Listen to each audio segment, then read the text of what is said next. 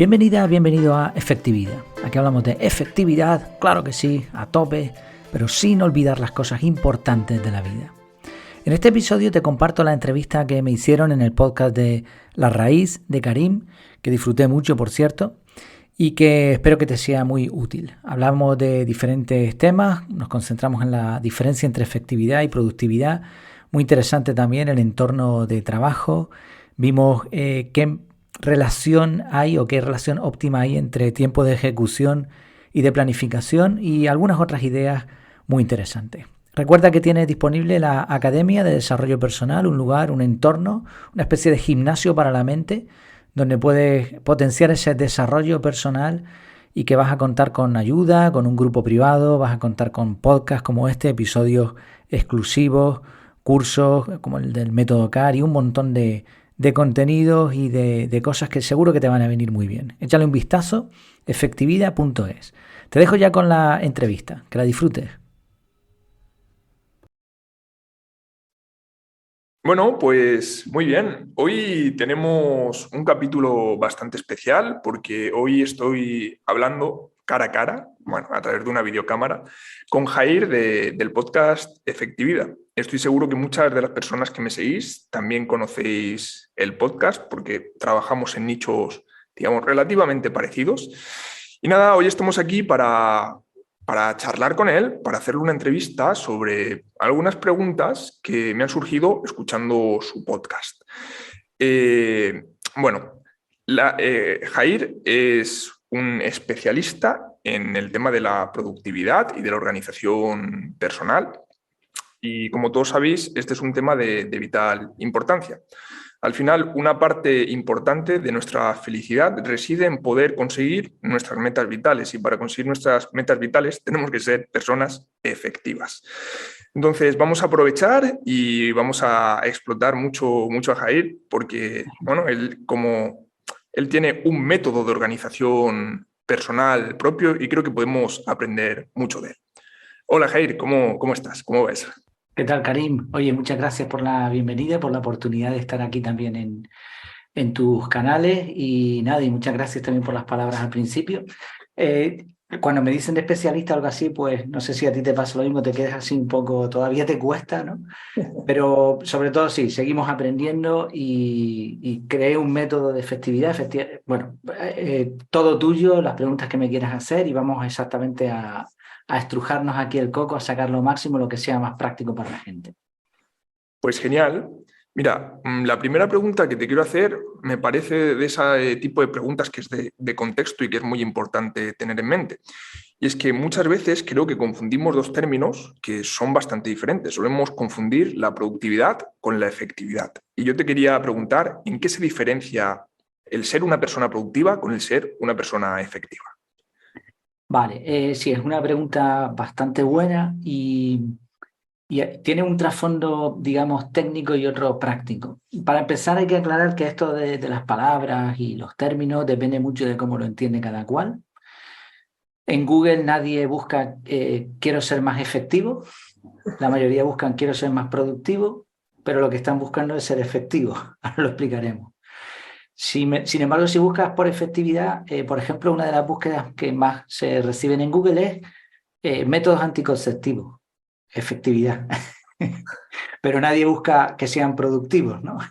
Entonces, bueno, es cuestión de terminología. La productividad, como viene de producto, está asociada a producir algo. Normalmente algo que podamos tocar, algo visible. Mientras que la efectividad es un concepto más amplio y se puede aplicar a cualquier cosa. Productividad, por ejemplo, se centra en el corto plazo. Una empresa que no produce es poco productiva, pero a lo mejor está en fase de creación o de implementación y sí que podríamos hablar de que es efectiva. Así que la efectividad, pues digamos que mira el tiempo de una forma bastante más amplia. La productividad se centra más en la parte de la eficacia. Están como otros dos términos que son muy afines, ¿no? Eficacia y eficiencia. La eficiencia es gastar pocos recursos, la eficacia es conseguir resultados. La productividad se centra en conseguir resultados, se tienen en cuenta los costos a nivel operativo y todo eso, pero no se busca un equilibrio, sino sobre todo, pues eso, fabricar, producir. Sin embargo, en la efectividad sí. Por ejemplo, una empresa productiva a lo mejor produce mucho, pero está quemando a sus trabajadores. Entonces, a largo plazo va a tener un problema, pero seguiríamos llamándola productiva, mientras que no podríamos decir que fuese una empresa efectiva. Entonces, la efectividad equilibra estas dos partes, ¿no? La eficiencia, gasto de recursos y la eficacia, conseguir resultados. Y luego la productividad no tiene en cuenta el objetivo más allá del producto en sí. Queremos producir esto y punto. Mientras que la efectividad sí que tiene un trasfondo de pensar muy bien en qué es lo que se va a lograr y cómo se va a lograr esto, ¿no? Stephen Covey, por ejemplo, en el libro Los 7 hábitos pone la ilustración de la escalera. Y la efectividad sin sentido pues no vale para nada, mientras que productividad no le da igual el sentido que haya detrás, ¿no? Entonces, bueno, como digo, es cuestión de terminología, tiene matices interesantes. A mí me parece que la efectividad es un concepto súper bonito que equilibra esto de la eficiencia, el gasto de recursos, el conseguir objetivos, que se puede aplicar a cosas no tangibles. Puede ser efectivo queriendo a tu pareja, puede ser efectivo yo qué sé, en una charla, puede ser efectivo en tu vida personal, en el ocio, pero ahí no se hablaría de productividad. Entonces, por eso siempre prefiero efectividad. Pero la gente busca esa efectividad y la llama productividad, incluso algunos autores, y no pasa nada tampoco. Sí, sí, la verdad es que son términos bastante parecidos, pero como tú dices, tienen un trasfondo muy diferente y es importante tenerlos en cuenta. Justamente has hablado del libro de los 7 hábitos de las personas altamente efectivas y si hay una idea que se me quedó muy marcada de ese libro es el de cuidar de las condiciones de producción, que es justamente lo que has hablado tú, de quemar a los empleados y demás. Y como muy bien dices, eso es algo que está muy incluido en la efectividad, que apunta más a un largo plazo, a un objetivo más, no sé, como más vital, ¿no? Menos cortoplacista. Genial. Pues bueno, dentro de las prácticas que podemos llevar a cabo para convertirnos en personas efectivas, hay muchos tipos de prácticas, pero yo creo que hay una que es clave, que es la de la planificación. Y te quería preguntar, o sea, ¿cómo le explicarías a nuestros oyentes por qué es tan importante planificar? Vale, pues la planificación es imprescindible, o sea, es clave para que a una persona le vaya bien en la vida y para que una empresa, un negocio funcione. Planificar es crear un plan, no tiene más ciencia. Lo que pasa es que es algo tan creativo y tan extenso que se podrían hacer muchos libros, se podrían escribir muchos libros y muchos cursos sobre esto. Hay una parte psicológica y una parte más técnica. En la parte psicológica, bueno, tú entiendes bastante de esto, por lo que te he escuchado también en tus episodios, y hay una parte, pues eso, un poco más filosófica, más psicológica. Creamos dos veces, creamos primero en nuestra mente y después eso se hace realidad o no. Para eso la planificación. Hay una cosa que se llama intención de implementación, que lo leí en el libro este de hábitos atómicos, que recientemente en la academia donde estoy, pues lo analizamos y me gustó porque explica muy bien esta parte psicológica, cómo nos afecta el tener un plan. Cuando nosotros decimos, quiero hacer esto, pues ya está, es un deseo, perfecto. Pero cuando lo planificamos, le ponemos fecha, le ponemos hora y miramos el cómo lo vamos a lograr, ¿no? Como visualizamos eso, las probabilidades de que se llegue a hacer, se llegue a realizar, suben muchísimo, muchísimo. Entonces, por eso es importante planificar, por esta parte psicológica. Aunque no hayamos hecho nada, porque realmente solo hemos planificado, realmente ya hemos hecho algo, por lo menos en nuestra mente. Transmitimos confianza a nosotros mismos, que es lo más importante, pero también a otras personas. No es lo mismo decirle a alguien, oye, me voy a encargar de cuidarte. Vale, perfecto, eso es una promesa. Pero cuando le dices, mira, voy a estar de lunes a viernes en tu casa, me voy a pasar de tal hora a tal hora, yo me voy a encargar de hacerte la comida, he contratado un asistente personal, te voy a llamar cuando me vaya de vacaciones para estar otra. O sea, esto es planificar. Y no es lo mismo, no tiene nada que ver. Una cosa se queda ahí etérea en el aire y otra cosa pues está firme, ¿no? Entonces transmitimos una confianza a nosotros y a los demás enorme. Por mencionar solo un par de cosas de lo psicológico. Pero luego está la parte técnica. Cuando tú planificas, estás visualizando lo que va a ocurrir. Tu mente está trabajando como si eso fuese ya una realidad.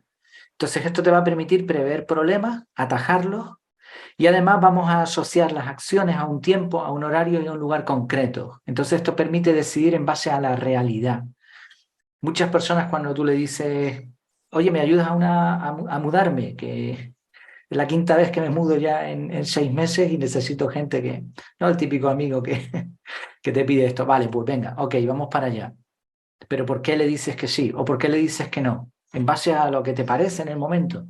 Pero ahora cuando tú planificas y dices, vale, ¿qué día va a ser? ¿A qué hora? Ah, pues mira, no puede ser porque resulta que estoy en tal sitio, ¿no? O prefiero no hacerlo. O sí, mira, lo voy a hacer porque tengo hueco y quiero. Entonces, la planificación te permite decir que sí a las cosas o decir que no de forma consciente, o sea, con sentido. Muchas personas se lían y toman malas decisiones porque no han planificado, así de simple. Y quería aquí también, si me permites, hacer un paréntesis con algo que llevo escuchando mucho. Yo no conozco tu opinión sobre esto, pero vale, yo me voy a lanzar y digo la mía. Y habrá gente que no esté de acuerdo, ¿vale? Oigo mucho últimamente lo de VUCA, entornos VUCA, incluso hay algunas variantes como Bunny y como cosas así, y parece como que la planificación es mala y que no sirve para mucho porque el mundo es incierto y estamos viviendo una época difícil.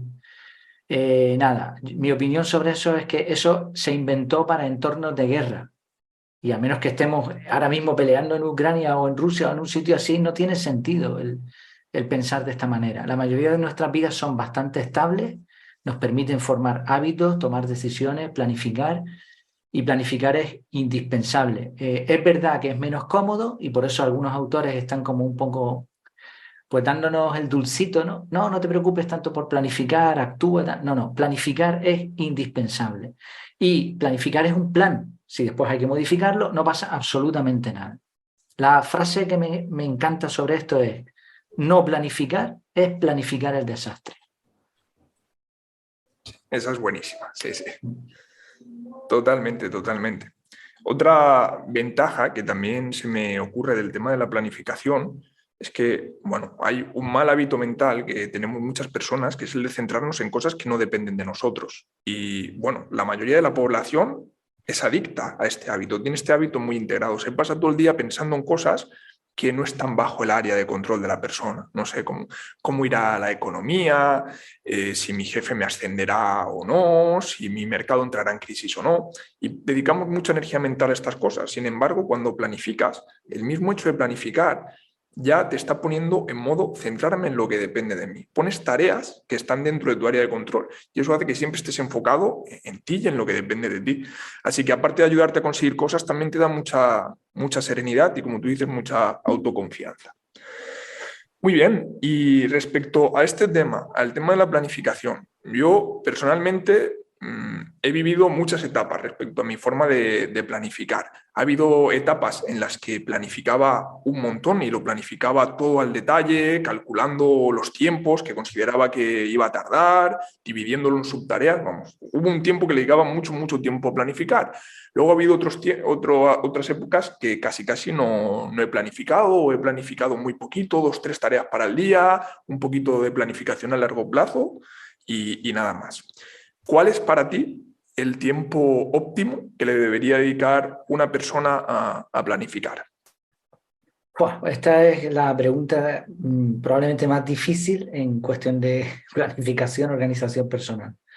Yo no he encontrado una respuesta estándar, pero tampoco me gusta decir eso de depende. Entonces voy a intentar mojarme a ver si puedo dar con una respuesta que sea útil.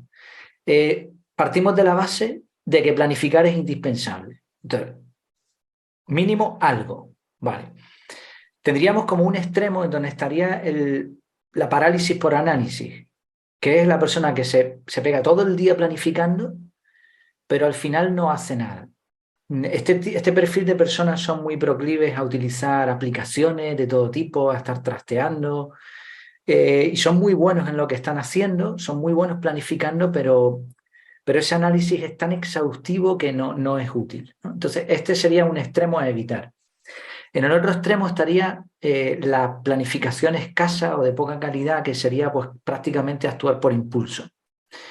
Ninguna de los dos extremos es bueno. O sea, ya tenemos como 3 puntos, ¿no? Un extremo es malo, el otro también, y hay que planificar algo.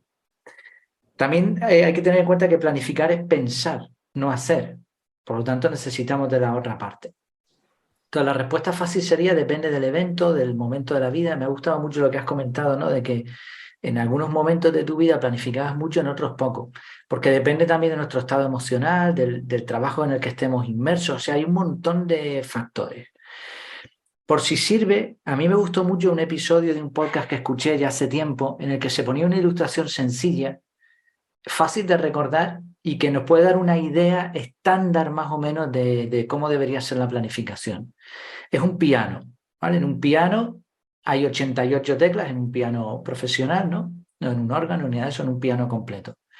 Hay 52 teclas blancas y 36 negras.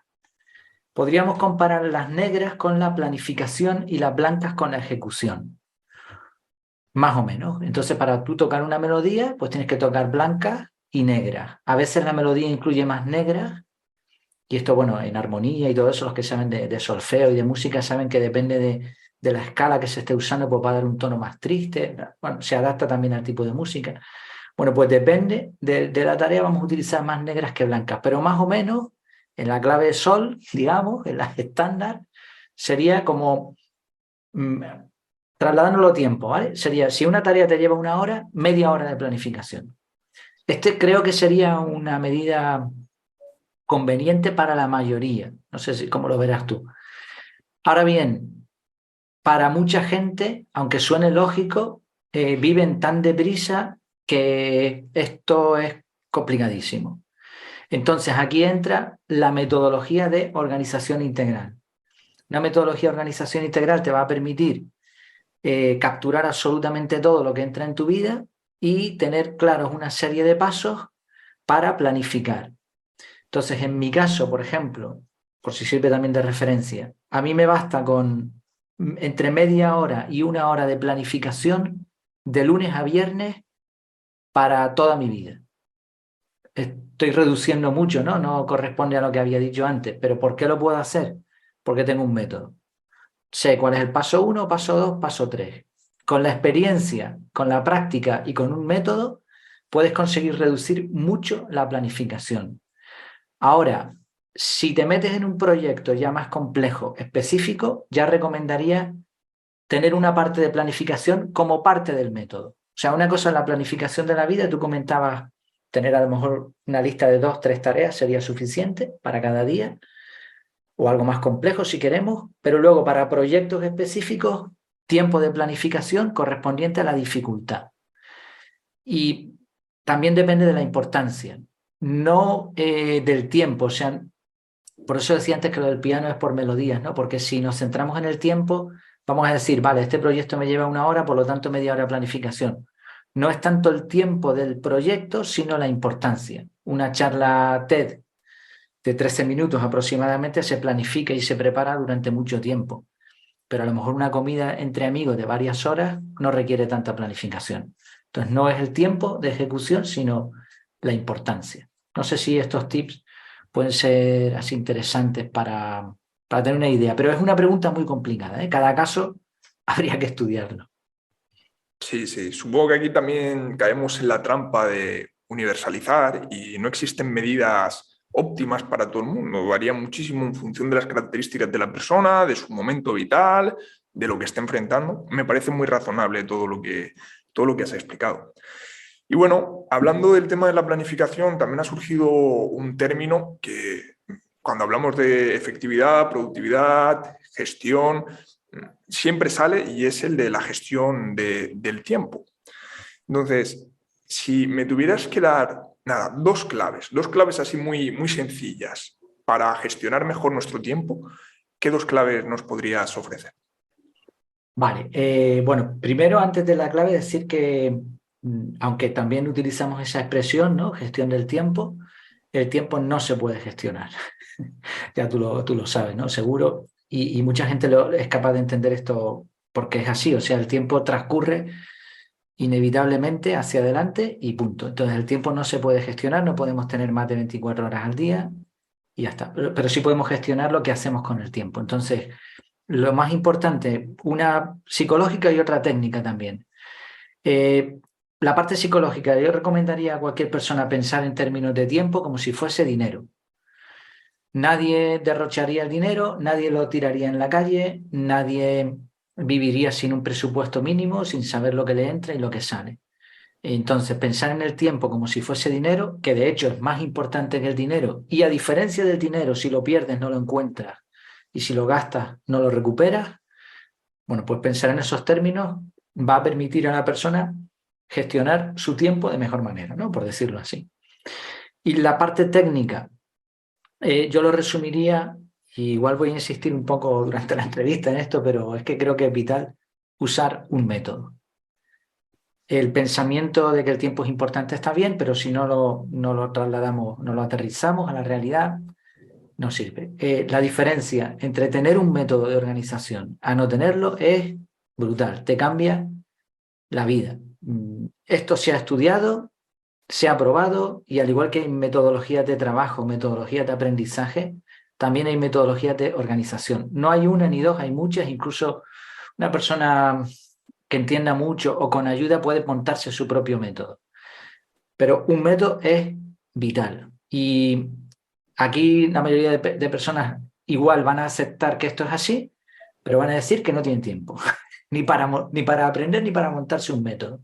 Como el chiquillo este, ¿no? Jaimito, le decimos aquí en España normalmente que fue a la escuela y la profesora le vio, el chiquillo llegó tarde y llegó caminando y con una bici al lado, ¿no? Llevaba una bici, pero no estaba montado en la bici. Y la profesora le dijo, Jaimito, ¿por qué llegas tarde? ¿No tienes una bici ahí? ¿No podrías haber venido más rápido? Dice, sí, pero tenía tanta prisa que no me dio tiempo a montarme en la bici. Pues esto sucede exactamente lo mismo con el método. Mucha gente entiende que lo debe hacer, intuye de alguna manera que le va a venir bien, pero no tienen tiempo para ponerse. Bueno, pues hay que parar y hay que montarse un método, como sea. Este es el mejor consejo que le puedo dar a alguien para que le vaya mejor con el uso de su tiempo. Porque al final supongo que en realidad todos tenemos un método. Lo que pasa que muchas veces es un método subconsciente, un método del que lo utilizamos en nuestro día a día sin darnos cuenta de ello. Y como tú dices, cuando no trabajamos de forma consciente en ese método, pues el método suele llevarnos pues, a consecuencias que no son deseables. Así que suena también a un gran consejo, ¿no? Pensar y estudiar el tema de la organización personal como si fuera una ciencia, porque es una ciencia muy importante. Todo Sí, lo que sí. queremos conseguir en la vida necesita de eso, de que nos planifiquemos, de que nos organicemos y de que pensemos cómo vamos a distribuir las tareas a lo largo del día. Así que totalmente, coincido totalmente con ello. Ahora te quería preguntar también sobre un tema que a mí me resulta muy interesante y escuchando uno de tus podcasts lo trataste, hablando de, bueno, contabas cómo la mayoría de grandes artistas de la historia, o muchos grandes artistas de la historia, ya sean escritores, no sé, artistas en general, se solían ir a una cabaña, ¿no? En el bosque para crear su espacio de creación, un lugar en el que poderse dedicar 100% a su obra. Y bueno, hablabas aquí de que no todo el mundo se puede ir a una cabaña en la Selva Negra a escribir lo que tiene que escribir, pero sí que este concepto es trasladable a todos en mayor o menor medida. Entonces, yo te quería preguntar, para ti, ¿cuáles son las características que tiene que tener un entorno físico o incluso social de trabajo para ayudarnos a crear o a producir de la forma más efectiva posible? Vale, sí, lo que comentabas es lo de la cabaña del escritor, me parece que lo saqué de Cal New porque que es un minimalista digital empedernido. De hecho, se está dedicando en su blog a publicar artículos de gente que tiene como búnkers y cabañas aisladas y sitios muy raros para trabajar.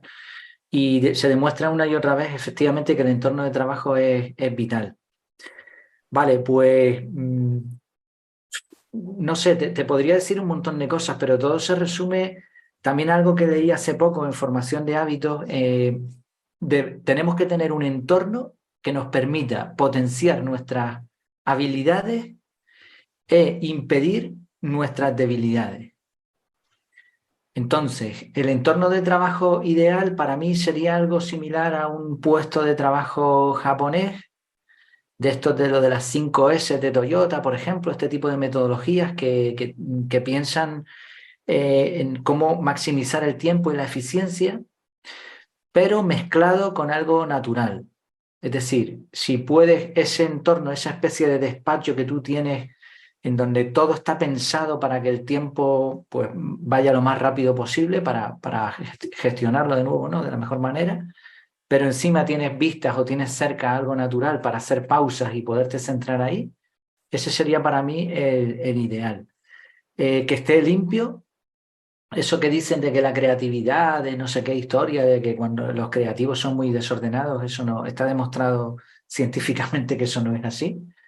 Cuantas más cosas tengamos alrededor, nuestra mente va a estar más dispersa, entonces enfoque total en lo que vamos a hacer, que haya buen aire, ¿no? Que esté fresco el ambiente, si podemos poner un olor también que nos pues, conduzca un poco al reposo o a una sensación buena, que haya silencio, que estemos solos el mayor tiempo posible y eso, y que estemos cerca lo más posible de la naturaleza. Si tenemos una ventana con vistas ya sería pues súper bueno, iluminación natural también, frontal o lateral, izquierda, para que podamos escribir, ¿no? En nuestro idioma. Bueno, este tipo de cosas. Pero lo resumiría a una comparación que también escuché hace un tiempo, que es la de la bisagra ruidosa. Cuando tú estás en un sitio, abres una puerta y la bisagra hace ruido, eso molesta. Y es tan sencillo como echarle aceite. Pues en nuestro entorno hay un montón de bisagras ruidosas. Lo que hay que hacer es, pues de nuevo, planificar, gastar algo de tiempo y eliminar todo eso, ¿no?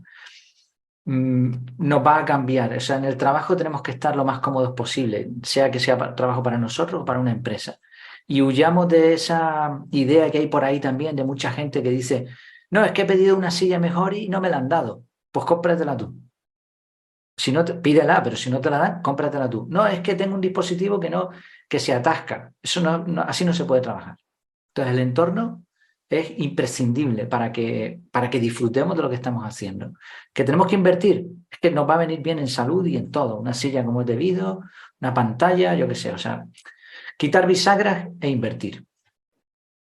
Eso es algo que me fascina bastante, que las personas invierten muchísimo generalmente en cuidar de su casa, ¿no? Yo qué sé, de su habitación, del comedor, invierten en un gran televisor, pero luego cuando se trata de cuidar del espacio donde vas a pasar el 70% de tu tiempo, que es tu espacio de trabajo, es como que no, esto no va conmigo. Y ahí precisamente es donde tendrías que tener, bueno, la palabra a lo mejor no es lujo, pero sí que tendría que ser un espacio optimizado para que tú puedas fluir en ese espacio de trabajo, puedas producir de una forma adecuada. Así que me parece total lo que dices. Muy bien, Jair, pues has dicho antes algo y es que existen, bueno, prácticamente cientos, ¿no?, de métodos de organización personal y tú tienes tu método propio de organización personal. Yo te quería preguntar en qué se diferencia tu método del resto de métodos. ¿Cuál es esa clave que dices, mira, esto es la diferencia principal? Vale. Ok. Metodologías de organización personal hay, no hay tantas, ¿eh? O sea, herramientas sí hay muchas, pero yo diferencio entre herramientas, métodos y métodos integrales. Una herramienta sería como un truco que funcione, obviamente, pero para un momento específico. Por ejemplo, el pomodoro de toda la vida, ¿no? No es una metodología, se le puede llamar así, pero vamos a intentar ir al fino aquí en esto porque creo que es importante, ¿no? Esto sería una herramienta para mejorar el flujo de estudio, de trabajo y manejar los tiempos bien, para que cognitivamente no nos cansemos. Vale, esto sería una herramienta. Luego hay metodologías no integrales, que están entre herramienta y método. Es decir, te dicen los pasos que tienes que seguir, pero no se aplican a toda tu vida. Aquí encontramos algunas metodologías que han inventado algunas empresas o que son solo aplicables dentro de un entorno. Por ejemplo, encontré algunas que solo sirven para Outlook. Entonces, es una metodología de organización, pero está exclusivamente pensada para el correo electrónico de esa marca. Pero esto no sería una metodología integral. Y luego están las metodologías integrales. Una metodología integral es un método que te dice los pasos que tienes que seguir desde que te entra una información a tu vida hasta que la procesas y la conviertes en una acción o la desechas. Una metodología integral tiene que tener como mínimo tres cosas. bandejas de entrada, que es por donde te entra la información, una forma de procesar esas bandejas y una forma de llevarlas a la práctica, sea en listas de tareas, sea en un calendario. Estas tres cosas son lo mínimo que tiene que tener una metodología integral. Entonces, metodologías integrales ahora mismo, que yo sepa, no llegan a la veintena en el mundo, que se enseñen, ¿no? Que sean públicas. Hay metodologías no integrales e integrales, sumándolas todas y haciendo alguna excepción, yo no he descubierto ahora mismo más de 40. Tengo un listado en la web con 40 metodologías. Luego hay formaciones, hay talleres, hay gente como es tu caso que te pueden dar una orientación personal. Pero metodologías integrales, estaríamos hablando en unas 20 en el mundo que se hayan encontrado hasta ahora, o que yo por lo menos haya encontrado, pero he investigado mucho, ¿eh? Dudo que salga, están saliendo algunas nuevas, pero muy poquito. Vale, es verdad que la gente se puede montar su propio método, sí, y todo el mundo tiene su propia metodología, pero ni suelen ser integrales, ni suelen tener esas tres características que hemos dicho, ni tampoco utilizan los principios de efectividad que se han comprobado hasta ahora. Entonces, el método que yo creé es un método que lo que se diferencia del resto es que es muy simple, es lo más simple posible, he eliminado todo lo que no es necesario, que aún así sigue funcionando porque he tenido en cuenta esos principios que te mencionaba y que gracias a esa simplicidad es muy adaptable. Entonces, por comparar, la gente que entiende de metodología seguramente conoce como mínimo GTD. Yo aprendí mucho de efectividad con GTD. GTD es una metodología integral, pero es muy compleja. Y aunque a veces te lo intentan vender como algo simple, la realidad es que la gente que utiliza GTD se frustra con mucha frecuencia, es poco adaptable y tienes que vivir casi a veces para el sistema. Y bueno, a mí me fue bien, no es que me fuese mal, pero sabía que se podía simplificar y de ahí salió el método CAR. Por ejemplo, una característica que hace distinto a mi método es que yo no utilizo listas de tareas. Las he eliminado totalmente. Otra característica que hace simple al método es que no depende de aplicaciones. Hay metodologías que tienes que utilizar una aplicación en concreto. En la mía no. Yo te recomiendo herramientas gratuitas, además, que Google Calendar, Google Keep y poco más, pero lo puedes llevar como tú quieras. Incluso sé de gente que ha hecho el método y ha hecho el curso y lo ha modificado a su antojo, ¿no? Entonces, esto sería lo que yo destacaría del método CAR. Simple y, por lo tanto, adaptable. Si alguien quiere más información, que busque en internet lista de metodologías de organización personal y va a salir este listado que tengo que llevo, además lo voy corrigiendo cuando me entero de algo nuevo o lo que sea, pues ahí se explican todo lo que hay sobre este tema. Qué bueno, qué bueno. Pues la verdad que es un trabajo así de síntesis bastante importante y que va a ahorrarle a las personas interesadas en el tema pues mucho, mucho trabajo. Vale, pues mira, Jair, para acabar, te quería preguntar algo que, bueno, escuchando tu podcast, se me ha quedado ahí como grabada en la mente, como la entradilla, ¿no? Esta de efectividad sin renunciar a las cosas importantes de la vida. Y yo te quería preguntar, ¿qué es para ti más importante que la efectividad? ¿O cuáles son esas cosas tan importantes de la vida? Pues mira, uno de los ejercicios que tengo en el curso, en el curso que se enseña el método CAR, es precisamente hacerse una lista de prioridades o principios, ¿no? No es lo mismo las prioridades que los principios, pero bueno, aquí básicamente lo que intento es que la persona se siente y escriba 5 cosas que son importantes para ella. Y cuando he hecho alguna formación presencial, todo el mundo ha coincidido en más o menos 5 o 6 cosas, que son la familia, los amigos, la diversión, salud, deporte, podríamos meter aquí, espiritualidad y el trabajo o el dinero. Pues eso, en mi caso yo quitaría el trabajo y el dinero porque los considero herramientas, pero las otras cosas sí son importantes, ¿no? Muy importantes. ¿Por qué creo que son más importantes que la efectividad? Porque la efectividad es una forma de pensar que está limitada al tiempo. Si viviésemos eternamente, no haría falta ser efectivos, porque no necesitaríamos gastar pocos recursos. La naturaleza no es muy efectiva. La naturaleza no piensa en términos de recursos. Un bosque crece y crece y no tiene en cuenta si eso es bueno o es malo o si está gastando mucho. De alguna forma todo está hecho para que funcione, ¿no? Y unas cosas de manera orgánica pues se complementan con otras. Pero si tuviésemos todo el tiempo del mundo y dispusiésemos de todos los recursos del mundo, no haría falta ser efectivos. Entonces, la efectividad es muy útil en la vida que tenemos ahora mismo, pero no tenemos que olvidar que es una herramienta, o sea, no es el fin, es el medio para vivir bien, para ser un poco más felices. Algunas personas se confunden y, y ven la efectividad como una meta a conseguir. Y puede ser que lo logren, pero ¿a costa de qué? A costa de a lo mejor dedicar muchas horas, de no estar con su familia, de descuidar su salud u otras cosas en la vida. Se puede ser feliz, se puede ser muy feliz sin tener ningún método. Perfectamente conozco personas así. No es fácil, pero en el mundo que vivimos ahora mismo, ¿no? Que estamos colapsados, saturados de tanta información y demás. Pero se puede. La gente de antes no necesitaba metodología. Ahora sí.